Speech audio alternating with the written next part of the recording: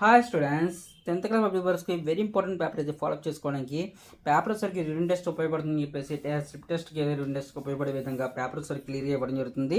అదే Telugu paper clear observe చేసుకుని exam papers very important predict చేయడానికి నా ఛానల్ పక్కన సపోర్ట్ చేస్తున్నాను.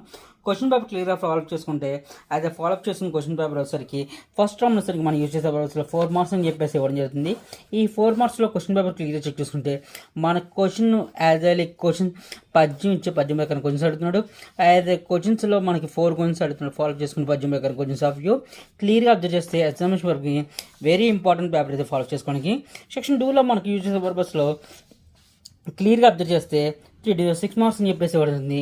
ఈ 3 to 6 మార్క్స్లో మనకి యూజ్ చేసే పర్పస్లో క్లియర్గా అబ్జర్వ్ చేస్తే పాఠ్యభాగ రచయిత గురించి, ప్రక్రియ గురించి, అదే పాతదారి స్వభావం గురించి అదే 3 మార్క్స్ మనకి 3 క్వశ్చన్స్ ఇవ్వడం జరుగుతుంది. 6 మార్క్స్ అని చెప్పేసి ఇవ్వడం జరుగుతుంది.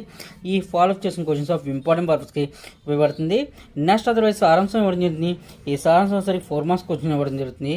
నెక్స్ట్ మనకు భాషా భాగం అని చెప్పేసి గ్రామర్ పార్ట్ అనేది 5 మార్క్స్ అని 6 మార్క్స్ ఇవ్వడం జరుగుతుంది. As a questions clear check చేసుకోండి.